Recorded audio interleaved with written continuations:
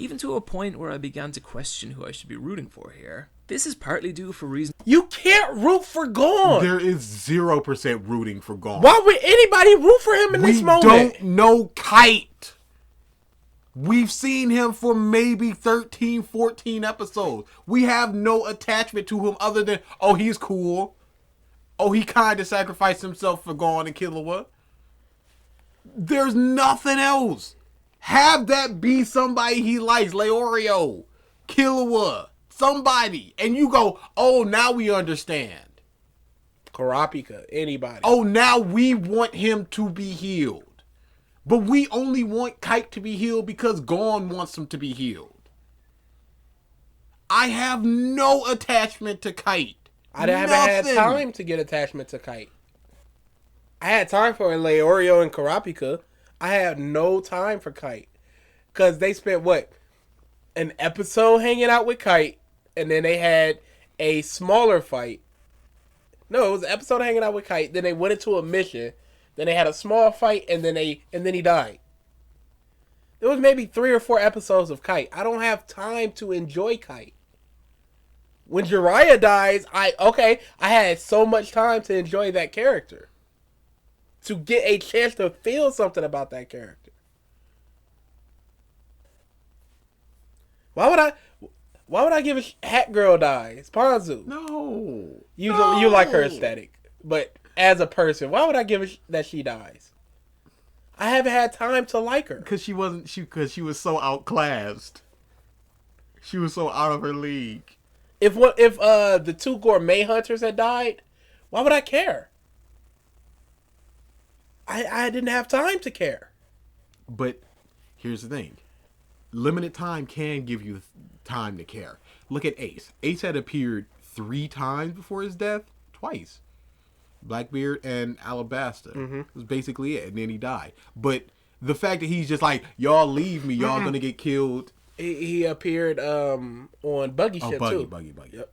Yeah. So we're going 3.5, 4 times. Yeah. Very minimal appearances. But him just seeing him facing his death, that makes you like him. The fact that Luffy is trying to fight, get to him, that makes you like him. There's a bunch of stuff around him, even with his limited amount of appearances, that make you go, I understand why they want to save this dude, and I would like them to save him. But at the same Luffy time, just going, I am so broken down. Give me the drugs. You don't need this. You're gonna be so laid out. Give it to me. He's doing that like, I'm gonna take this pain right now as long as I get up there. That was his whole thing. Him struggling to get up to that point is what we care about. And also Ace, if you like Ace, that kind of character, what he represents, how he's I liked how he faces death, because he's just like, don't save me. And he's like, if y'all save me, if y'all don't save me, whatever, I'm gonna accept whatever. I like that. I'm not a big fan of Ace, but yeah. There's stuff around him that you could point to and just go, I like it because of that. What can you point to for Kite? I really like his power. I wish I saw more of it. Yeah, it's an interesting power. Mm-hmm. I wish he would have even explained it, because he just rolled numbers like, this is another bad one. And then twice going to Killua went, you made this power. Why did you make it like this? And this was never addressed. If he had some flashback of playing some game with a kid or something, or just like, that reminds me, and the kid dies or something, he couldn't save the kid, so this is a reminder or some a bunch of things could have been done, but it's just, here's a power, and here, it's not spoilers for anybody that's only anime for My Hero. You're gonna want to skip about a minute of this. Gentle, they have a quick flashback of why LaBrava loves Gentle so much. LaBrava has black marks under her eyes. She cannot get rid of them. She's putting hot compress and everything on there. Gentle sees her putting hot compresses on there one day, and he takes a marker and puts black marks over his eye and says, we're a perfect pair. Instead of trying to fix her, he made her accept what she was. I forgot about that. That's what I want. Gentle was barely in that series, and I love Gentle so much because of simple stuff like that. They gave me time to enjoy him and like him. Not sitting around talking to Gon in a quick flash and just being cool in a fight. by being a character. I don't know what the character of Kite is. So I don't enjoy him. So when he dies, I don't care. And when Gon acts like this, I don't care. Except, dislike him Gon. It just seems so irrational. That's my biggest thing. It didn't need to be all this. Yeah, Gentle's amazing. I reread that. Hard forgot about that. Dude, he's so good. Oh, I can't wait for this dub. I do. I can't wait for these bums to hop on this train. I'm very scared people are going to hate Gentle. I don't care. Then it is lost to me. You know what? Anybody that doesn't like Gentle, they don't deserve Gentle.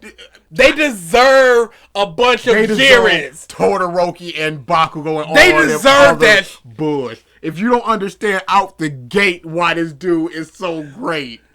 Dude, there was the cops looking at one of his YouTube videos, and there was a shot of him just darkened with his blue eye. I went nuts! Gentle is this. It was his title card, which is Gentle, and it's purple, and he's just posing. I'm just like, this is the hypest, and he's so f***ing lame. He's such a dork. He speaks so gentlemanly.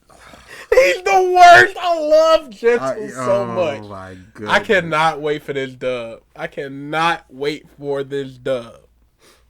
But yeah, Gon sucks. That was the long form of that one. Gentle had just as much time, if not a lot less, than Kite. Remember when you said you didn't want a 4-hour video? 4-hour video? Yo, dude. What happened? Ooh, we are 8 minutes in and we have done over an hour. Be rooting for here. This is partly due for reasons I've already outlined, and partly due to the unique and creative way the show handles its villains. Which, my friends, brings us handily to our next section, the villains of Hunter x Hunter. We're just done with Gon. Villains in shonen anime are an unusual thing. While there are many examples of great characters with amazing character arcs, there are a lot more of the cartoonish supervillain variety, with underdeveloped motives, lackluster... Why are you showing Cell when just later you go, he has motivation unlike Baby? Oh, yeah. What are you... No. He didn't say Cell had motivation. He said Cell was a character. But he just said cookie cutter. He did say that. He's showing Cell as a bad example of villains. He is indeed doing that. First off, this does not apply for One Piece. Second of all, this does not apply for Naruto. Third of all, this does not apply for Bleach. You can select certain villains in every shonen and just go cookie cutter, mean, mad dude. I can do the same for Hunter x Hunter. Yeah, but for the most part, if you look at like the Spider Troop, Phantom Troop, they're just bad people. What's their past? What's their motivation? Yeah, but if you look at, they're sitting there around playing cards and arm wrestling and stuff. They're friends and stuff. Like I said. Yeah, you can pick out any. Krieg is fairly generic. Absolutely. Krieg is one Axe-Hand Morgan, even though, he's an overhand. We're not talking about Axe-Hand Morgan.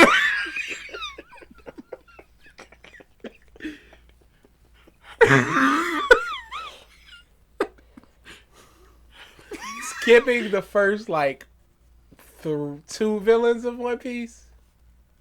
Yeah, the first 2, which would be Axe-Hand Morgan and Alvida. Mm. After that, you're not going to get that. You're not going to get a bunch of generic people. You get Buggy, you get Koro, Krieg, you can say that for him. You get Arlong, you get Buggy again, and Smoker, you get Croc, you get Eneru, you get CP9, you get Moria, and it just goes on and on and on. Until Kaido and that piece of... Dude, I hate him so much. Orochi. I hate him so Orochi is much. Detestable. I just want him to get his throat cut. I want him to turn into a dragon and them to end. How many dragons are there? If there's 9 heads, each one of them is taking off a head. I gotta look this up. Dude, you don't have time to look this up. You edit this out. I'm saying with the time frame. Oh, you don't have time. I don't care. I gotta look this up. Oh my goodness! Please let there be 9 heads. What are you doing it for? The supernovas or No. If he has 9 heads, there's 9 red scabbards. Oh yeah. So each one of them could take off a head just for Odin. No. 1, 2, 3, 4, 5, 6, 7. It's there. 8. No. Orochi. When he be it would be 8 red scabbards and then Orochi. Yeah, there's 8 heads. Each one of them is getting a head. Oh my goodness. Oh, this is gonna be so great. I'm getting chills, though. Oh my goodness. Oh. So it's probably gonna be Conjuro taking out. Did I say that? Well, not Conjuro, but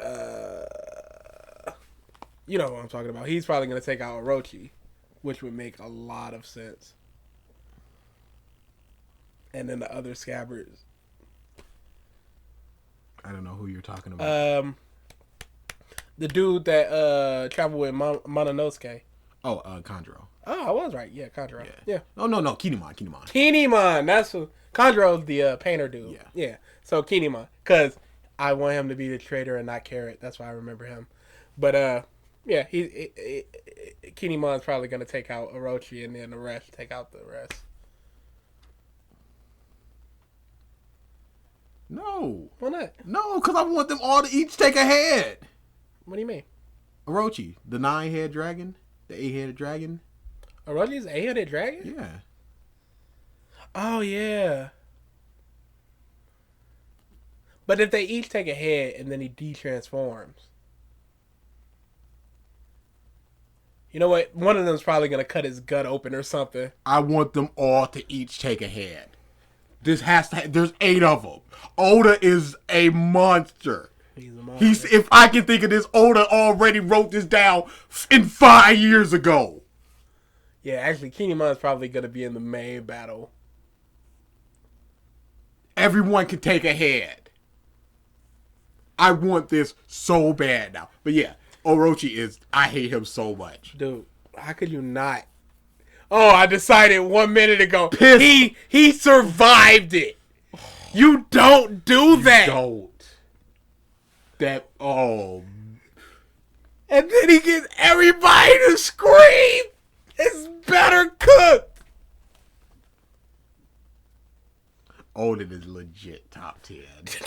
He rocketed up there.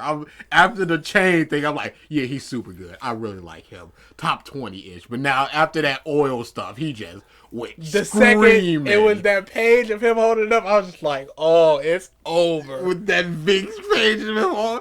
I really like the last panel of that chapter with just his face and just holding it up as the ninja's just like, now who's the Lord of Idiots?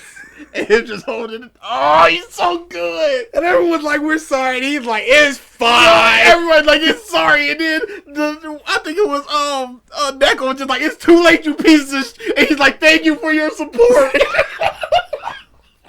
I'm in love, Odin.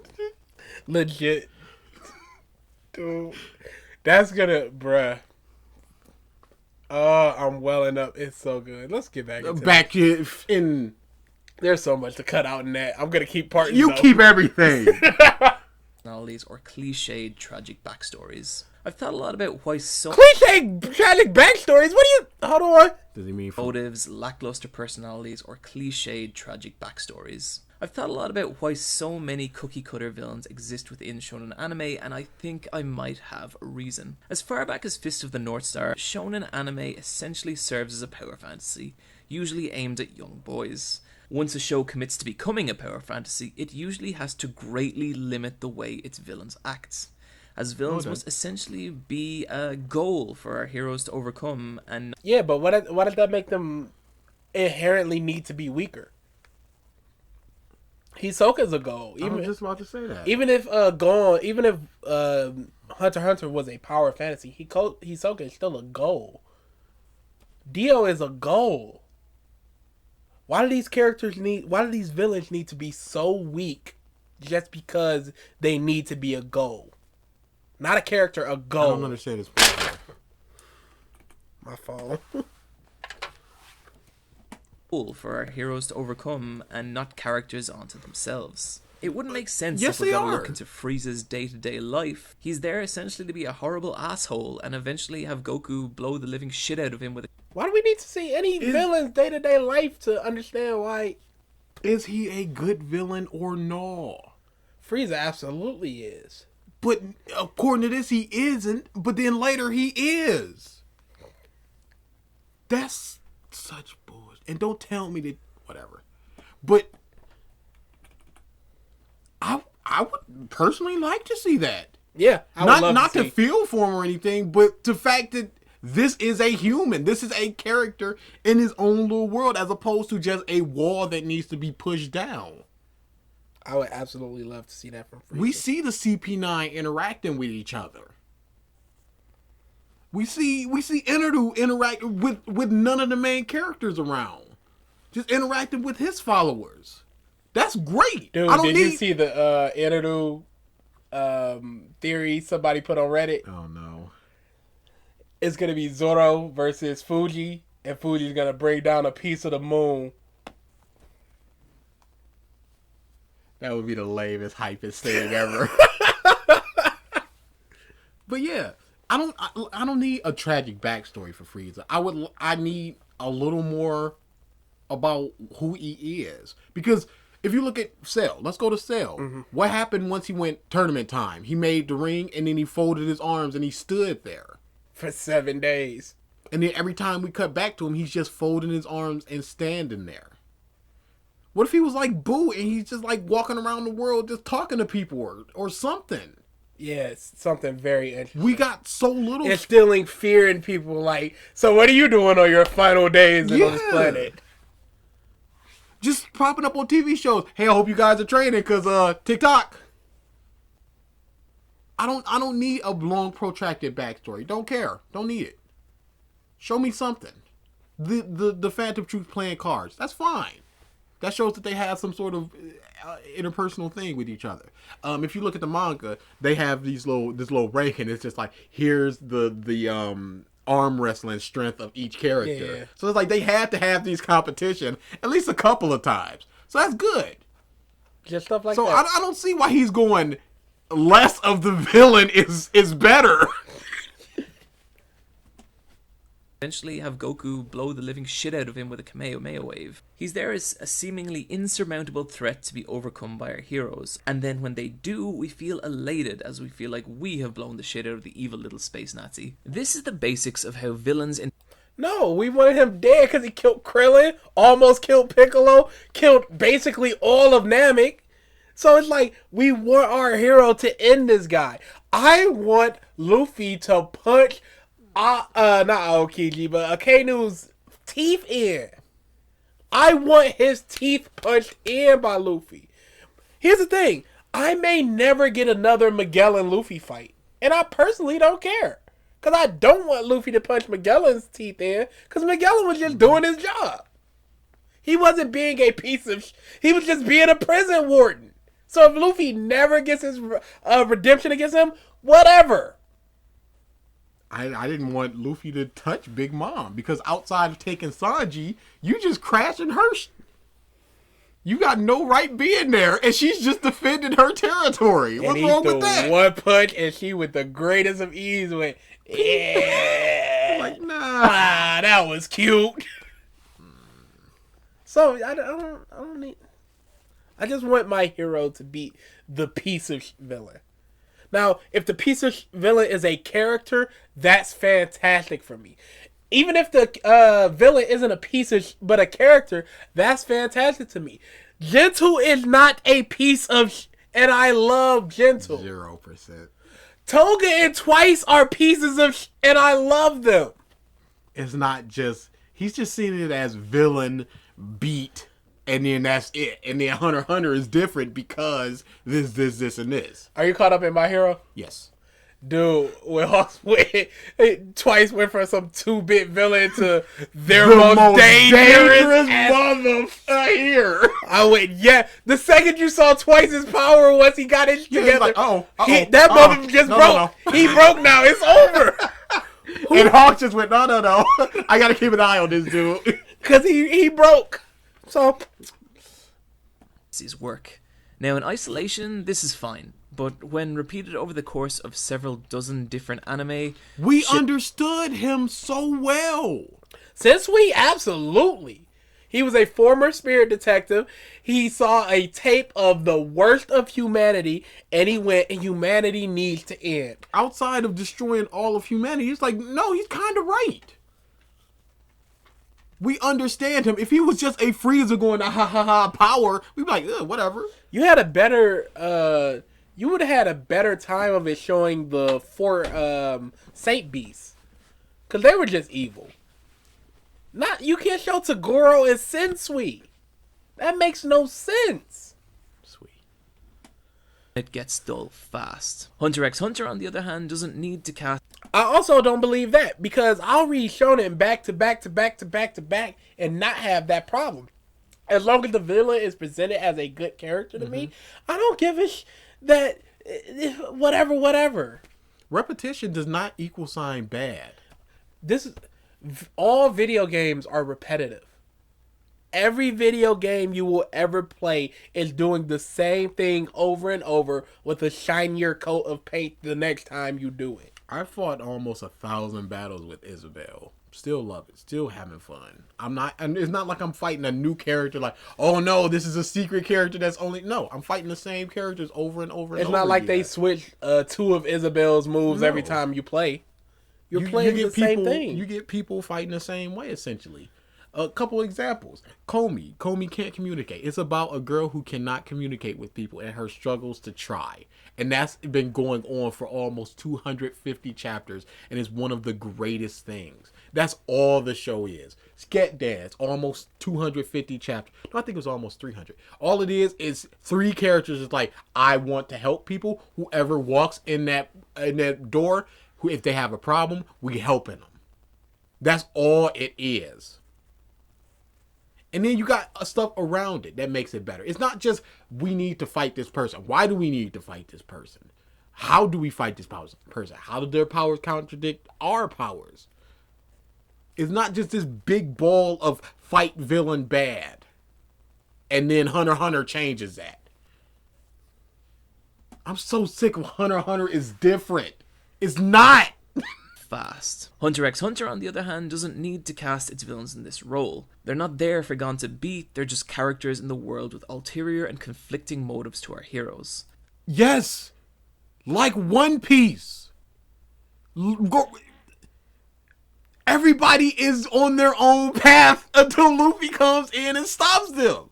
Buggy had his own little town that he's running. He ain't want more than that until Luffy came in and wrecked that. Kuro had a plan. That plan would have went through flawlessly if that had not happened. Arlong.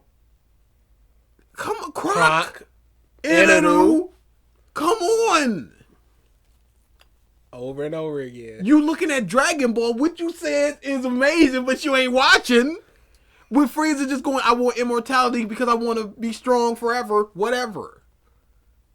But this dude just like, I want to crash this dumb island and fly to the moon. That's my plan. And you go, okay. Why does he want to do that? Oh, because he wants this. They covet Earth, and that's the biggest Earth right there, and nobody's there, so he can rule all of it. Makes a lot of sense. And then he does. And he accomplishes his goal. And he's happy. Crocodile just wanted a kingdom. Dofi? His whole reasoning for wanting the kingdom? Because it's his birthright? Even looking back to Marineford, he's like, good, bad, winners, loser, doesn't matter. Whoever wins is the victor. They write the history. Whoever wins is justice. They write the history. So pirates win, well, I'm a pirate. So I'm going back over there. The Marines win, well, I'm with the Marines. So I win there as well. He doesn't give a These are characters. What is Bomb Dude? Fascinating characters in their own right. Seriously, these are some of the most well-realized villains in any show I've ever seen. Whoa. Don't show the Phantom Troop. Wolf, come on, buddy. I don't know anything about so many of them. The big dude with the ears, the little dude with the black hair. I don't even know how their power system works. How their hierarchy, I should say, works. Like, a person leaves. How do they recruit the next person? I think Crollo, Lucifer, the main dude, just has to like him and just go. But he's not in there anymore. And then they get that new girl, who was replacing Hisoka.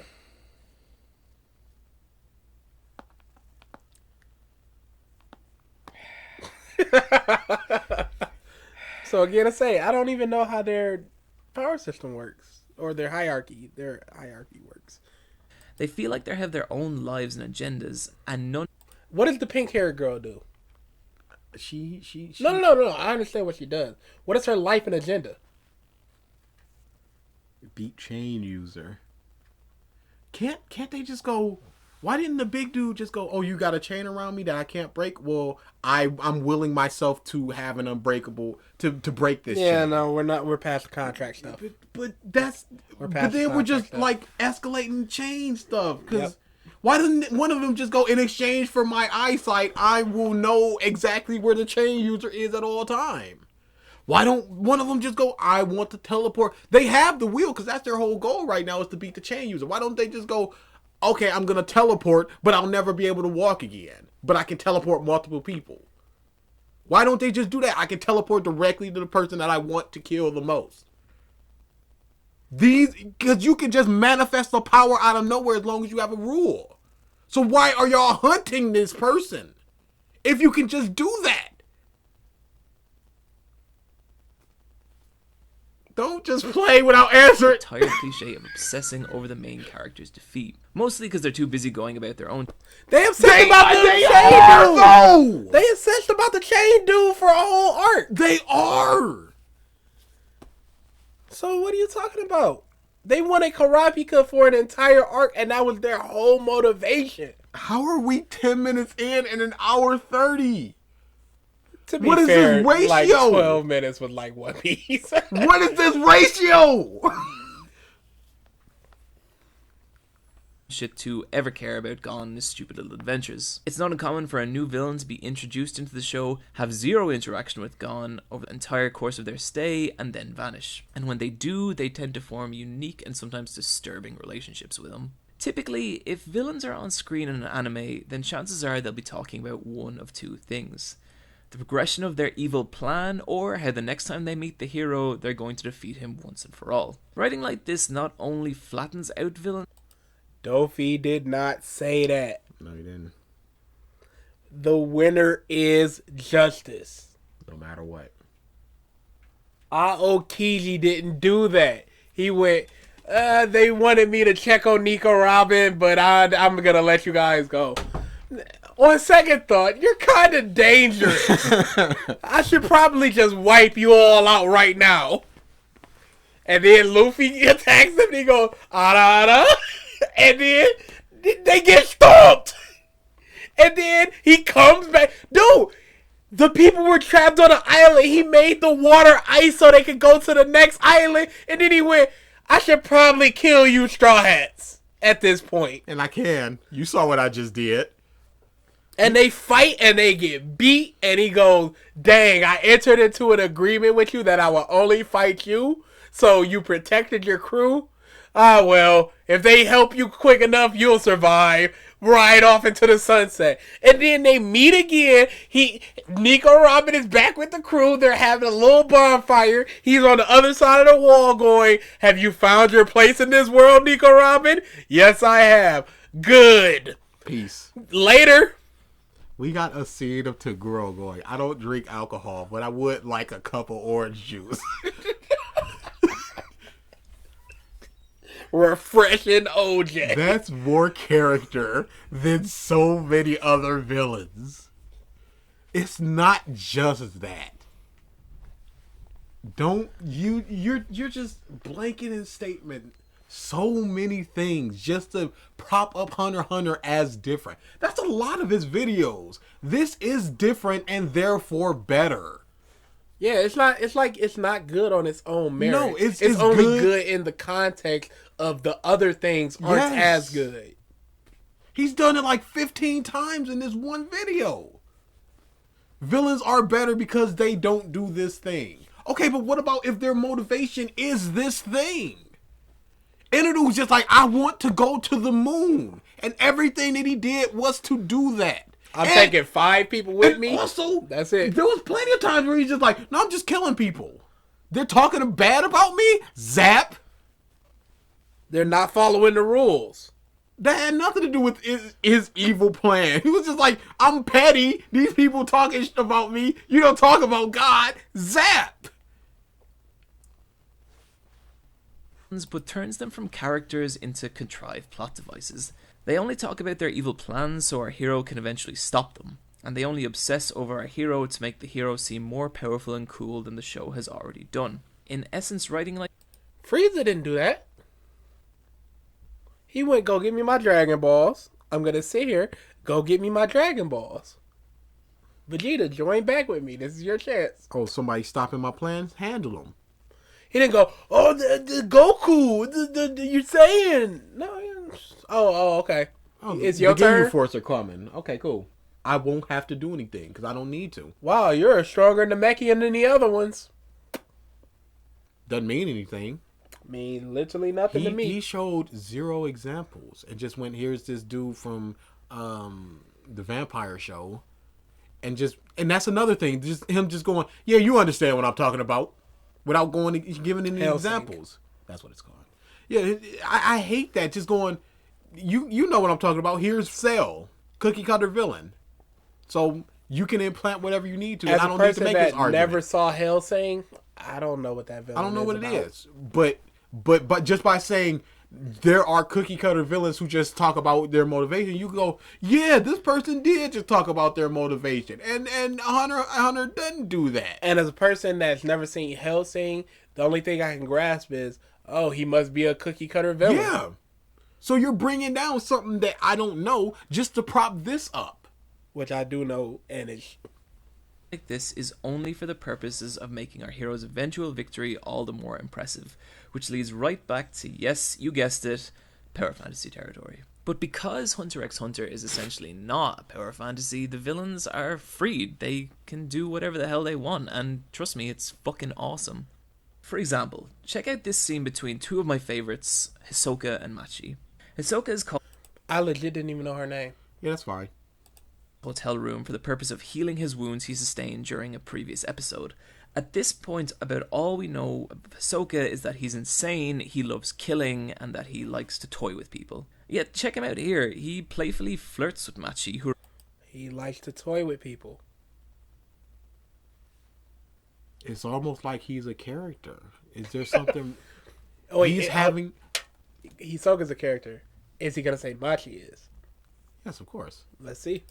Who remains entirely disinterested. Up until now, Hisoka has seemed like a maniacal supervillain, and the fact that he'd be interested in something as casual as dating is not a subtlety many anime villains are afforded. Pause! Orange juice! Done! And did Hisoka want a date, or was he just being a piece of Just like this is gonna get under her skin, because I am a creepy pedo. So... Unfortunately, Machi says no to his date, so we never get to see them go out on a date. Likewise, Tagashi... Okay, he didn't say anything about Machi herself, though. Why is she one of your favorites? Because of the way that she plays off Hisoka, the actual good character? There was no exact... There's no... Nothing. She isn't afraid to show the various interpersonal relationships between villains. Some villains like each other, some detest each other, some are longtime friends. The same of One Piece. Look at that one spread of all the Shichibukai eating. And that's all you need to say. We don't see them interacting at all, but we know just from that one spread, we know this dynamic. Waiting for the right time to kill each other. It creates a complex web of relationships that honestly kept me Pause. Hisoka was 0% involved in the Chimera Ant arc. Not a bit. 0%. He interacts with that dude and the Phantom Troop. Because he wanted to fight the boss. And that's it. And once the boss lost his powers, he left the Phantom Troop. He didn't care about none of them. He didn't interact with the bomb dude in Greed Island. He didn't interact with any of the Chimera Ants. The Chimera Ants interact with each other, but that's like saying the CP9 interacts with each other. And isn't the bomb dude a cartoony supervillain? We're not counting him because he hasn't talked about him. So isn't even Meruem just a cartoony supervillain? The most cartoony until he isn't, and then that's the inversion. That's the flipping on his head. Whatever. But yeah, Hisoka interacts with a couple of people, and who else? This dude doesn't interact with anybody in Greed Island. This dude doesn't interact with any of the Phantom Troop. He might have. I don't remember. I don't think he does. He doesn't interact with any of the Chimera Ants. Chimera Ant breaks so much of this. He didn't even really interact with other hunters besides Killua and basically Killua. Complex web of relationships that honestly kept me guessing nearly the entire time throughout the show. We know Hisoka and Illumi are friends, but we also know that Hisoka is part of an enemy faction of thieves, who Illumi and his family have beef with. Maybe nothing comes of this, and maybe all hell breaks loose. My point is, the potential is there, and it keeps you guessing. One of my least favourite tropes in shonen anime is the lack of camaraderie between groups of villains. The "he died because he was weak" trope. The Ginyu Force. I was just about to say that. What are we talking about? Legitimately, what are we talking about? The androids. What are we talking about?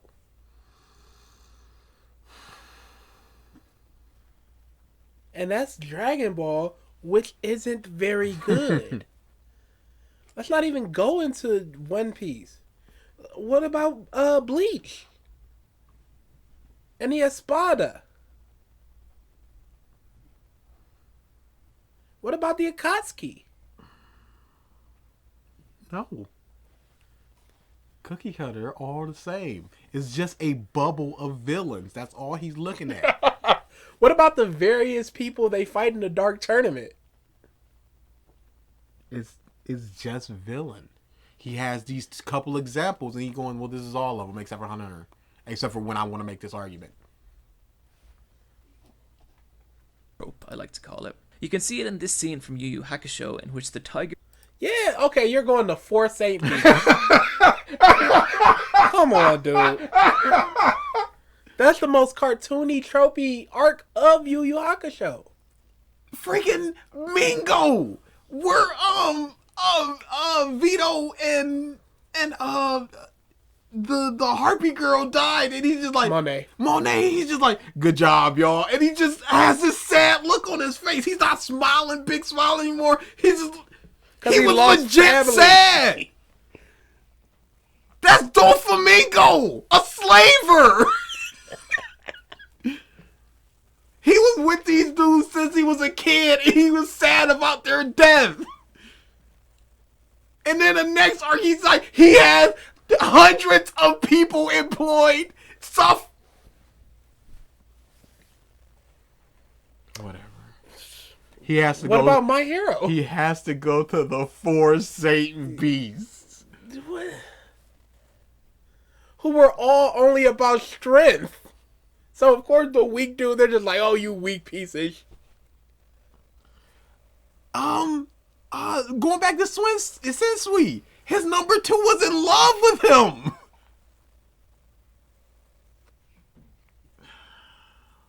Whatever. Oh my god, the Kurama Game Master. What a great... You want to talk about and breaking tropes and... That is a fight, quote unquote. That is just characters interacting, and it's f***ing amazing. It's just a bunch of people playing games, and then Kurama knows he's got to throw off the game master, and the result will be death. But he's like, I gotta kill this kid. We can't backtrack. We don't have the time. I've got to kill this kid. Kurama, can't you throw this game? No. No. You know what happens when the game master loses, right? Yep. Death. What? You're not going to talk about that? No. Let's go to the 4 Saint Beasts. Let's not talk about the Toguro brothers, where the older Toguro comes back after, quote-unquote, losing to Kuwabara and goes, what weapon do you want to be, brother? We can win this now. And Toguro pushes the shit out of him. Get out of my fight. No, all villains except for Hunter x Hunter. Look at this. Look. Your villain, Byakuyo, is killed by his ally, Seiryu, simply for losing the previous fight with our heroes. It works in the context of the show itself, but it does show an attitude that is common among the anime villains. Based on what? Where does this happen else? Besides Vegeta? Where does this happen besides Vegeta, Wolf? Common. It's very common. Very common. Where does this happen besides Vegeta, Wolf? They don't have friends and they don't want any. They're loners to be picked off by our heroes. Yeah, no, these people are a group of loners. Oh yeah, these people. Yes, these people. But there's so four many. Saint Beasts. But there's so many who aren't. The Pillar Men who are all just legit friends or colleagues, comrades. Something that you could be said there. Nah. 1. Shonen writers tend to write villains like this, cold and frustrated, for the pure purpose of setting them apart from our heroes. And this is where I'd like to bring up one of the fucking coolest and most badass aspects of Hunter x Hunter, the Phantom Troop. Like, Pause. Mirror One, eat this kid's brains. Okay, sure.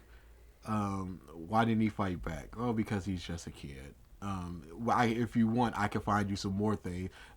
And then he hits her with his tail and goes, shut up, I know where to find people. Oh, you're pretty strong, I meant to behead you with that. How is that not different? From One Piece, the Ginyu Force from Dragon Ball Z, or the enemy guilds in Fairy Tail, Phantom Troop are the villainous faction of Hunter x Hunter. And holy hell are they. Can you go back? Did you say much like them or Yes. unlike them? Okay. I think much like them. Hunter x Hunter, the Phantom Troop. Like CP9 from One Piece, Like, the Ginyu okay, Force from similar. Dragon Ball Z, So it's or just the another enemy guilds in Fairy force. Tail, Phantom Troop are the villainous faction. And you see CP9 interacting with each other, being friends. Jabra just laughing at Kaku eating that fruit. Ah, you got a weird fruit. You suck. Of Hunter x Hunter. When Frankie comes up and says, I got the keys, or Luffy comes up and says, I got the keys, I can't remember which one. Luffy's like, they beat all of them? But no. The 4 Saint Beasts. The four Saint Beasts. And holy hell are they fantastic. It's obvious from when they first come on screen that something is very different here. For starts, the Phantom Troop are fucking psyched to be members of the Phantom Troop, and rightfully so. They're an extremely highly skilled group of criminals. Entry in... I really like that kid's powers. I don't remember what it is. He shoots a dart into you and can control you, and then if he shoots it into himself, he gets a power boost. I don't remember that. I Oh my goodness. Gorillas.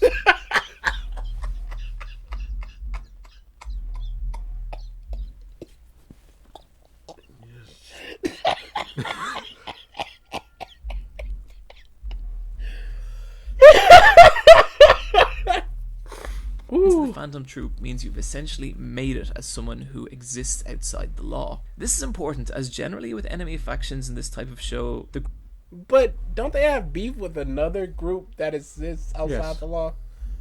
And are those the only two groups?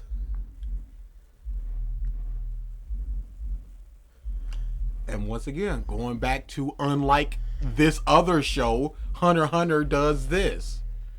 I wish we could just count how many times he does that. Because that's all this video is. Somberly lamenting the existence of our heroes and what the best way to dispose of them is. The Phantom Troop on... Pause! What did CP9 do? Go over here and become shipwrights for years and years just to get to Cuddy Flam and his plans. Shipwright, secretary, bar owner. Just to gain information. Okay. No, every single time. This is different because of this. Yeah, but what about these 100 examples? When you have to go, this is good because it's different from all these other things, but then there's other things that are comparable or better. What do you have? And shotgunning beers and playing cards. There's a real camaraderie between them, and so there should be. They share a similar philosophy, and you can tell this through their actions and dialogue that they've been through a lot together. And it wasn't long before I actually started rooting for these guys. It's infectious watching them tear through life, going up against other criminal organizations and the law alike, but with real camaraderie and pride in what they do. The scene that really takes the cake here for me is when the team learns that one of their own has been taken out by an enemy faction. They don't just laugh it off or take it lightly, the group is emotionally devastated and falls to pieces. Each member shows pain and grief due to the loss of what is essentially a member of their family. It's beautiful, and the kind of scene that's rarely afforded to villains in any medium. It further helps highlight that these guys... That's just false. That is just false. Dolphamingo. His entire family. That just out the Even gate. if you want to go outside that, because that was way further on past whatever arc this was of Mr. Zero's crew. They're all sitting around eating dinner, just being douches to each other. Just enjoying each other.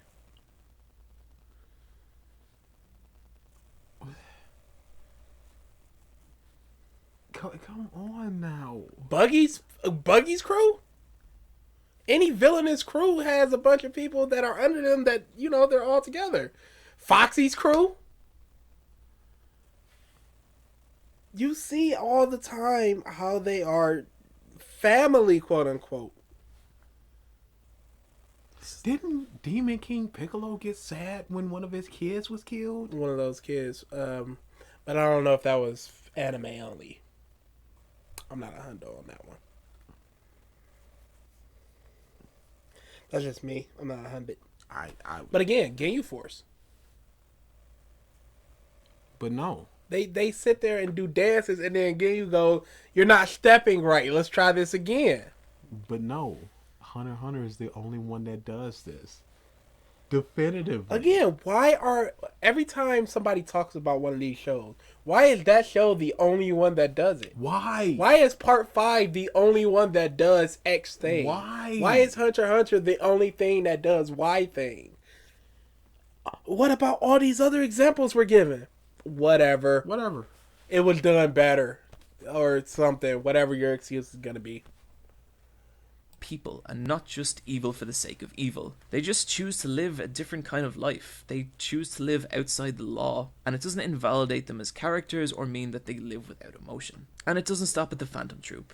I'd be remorse if I didn't mention one of my favourite characters in the show, that of the Chimera Ants, Ramarot.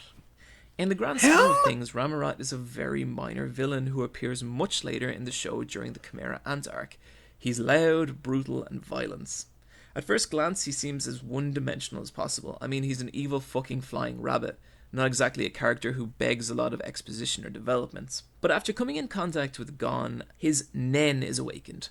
Nen is Hunter x Hunter's version of anime magic, but more on that later. The idea begins to dawn on him that with this new power, he might have a chance to overthrow the Chimera Ant monarchy and reign as the new king. So let's stop and examine this for a second. I can't emphasize enough the point that this character is a bit player, a tiny part of a force that makes up a much bigger Chimera Ant army, and yet here he is developing his own motives and place in the world. But like every character in Hunter x Hunter, Ramrod soon learns that he is a small part of a very large world. As we see in this scene, which also serves as the introduction of one of the Chimera Ant's royal guards, Neferpitu. The moment Ramarot lays eyes on her, the oceanic difference in their power becomes obvious, and Ramarot is forced to acknowledge that he will never be, nor never could have been, the king.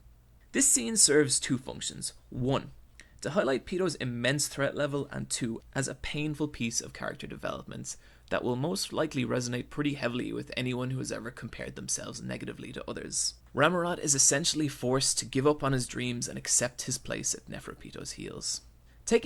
It wasn't a dream, it was a fleeting thought. And then he instantly came up to somebody else that was super strong and went, well, that was a dumb idea. Dreams are something you work towards. It wasn't his dream, because he didn't know anything about Nin or give a shit until that moment. And then he went, if I master this, I can be king. I will be king. Strong person. Why did I ever think I could be king? And that's the end of that. The exact same thing happened with Whole Horse and Dio. Wow, you are correct. The exact thing. Whole Horse goes, who does he think he is just sitting here? If I kill him, I'll be in charge of everything. He teleports, he goes, nope. Good try. Not even worth it anymore. A step back again. And Whole Horse is such a minor villain as well. And all he's doing is just going, this villain got character development, unlike 190 to 95% of other villains. Taking a step back again, we can see that despite being a very minor part of the show, Ramrod has a perfectly developed character arc. And let's face it, this one character probably has more character development than the entire cast of Bleach. There's way more to dig into. I'm gonna assume that's a joke. That's all. There's no reason to dig into that one. Can we assume that because he made the Fall of Bleach video and he just disparaged it very unfairly as I go back and reread that. Really? Yeah. There's a point where he goes, look at the dynamic characters in this part as opposed to the static background of this part. And it was basically the introduction of Ichigo's family, where it's just a bunch of bombast stuff, as opposed to later, it's just like two characters talking. And that's like a totally unfair comparison. I'm probably going to need to see that boy eventually. I don't want to defend Bleach. yeah, you know what? We'd probably end up watching I'd say there is a bunch of unfair things in that. Okay. Fujin and Muramasa's endearing friendship, Pagnoda's intense loyalty to her friends, the fact that Chitu is actually a fucking moron. There's nearly an endless examples of little on-screen actions that elevate these minor characters into something more. We feel like they are not minor characters. They're fully fleshed out. No. Chitu is not fully fleshed out. Absolutely not. What did he want? Wolf, what did Chitu want? He's overconfident. He gets destroyed, goes back, gets a new power, and then goes, okay, now fight me, super strong person, and then he gets squished. What did he want? How is that a character? He's an idiot, and that's about it. What did Koala Man want?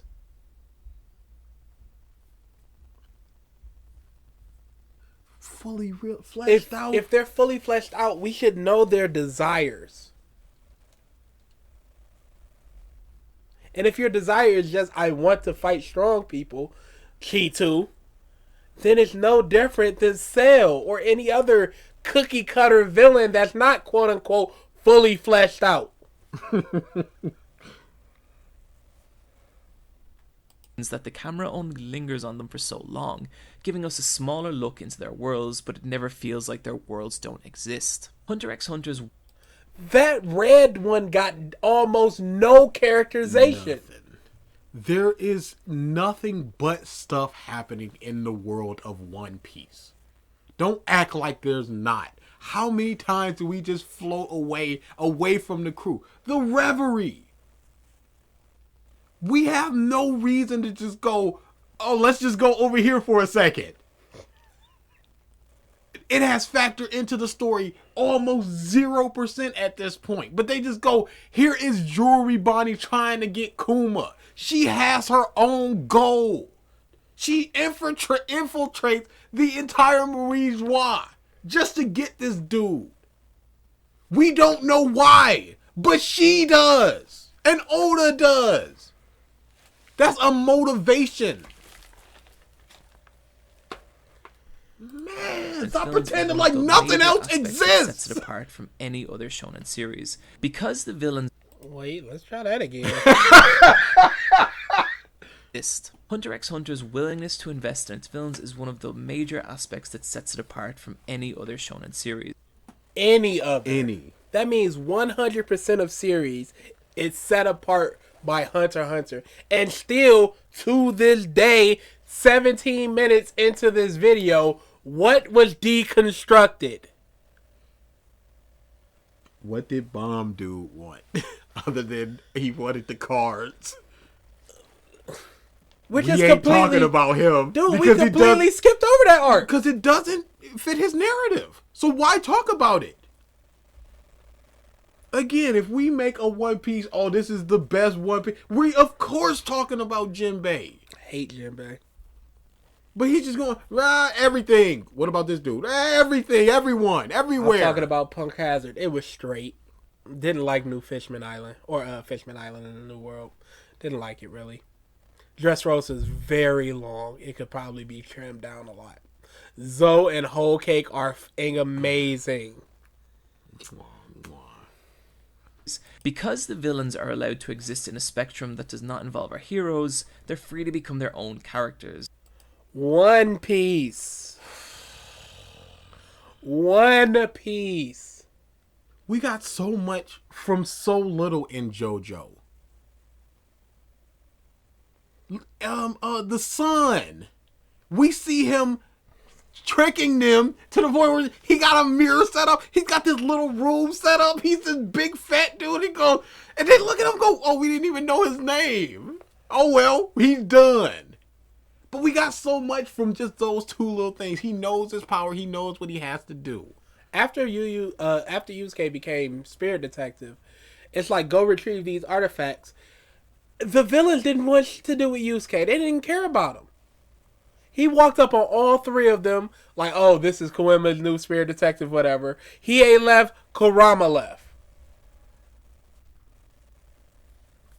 And then Yusuke lost. Hunter x Hunter is different. How? It is.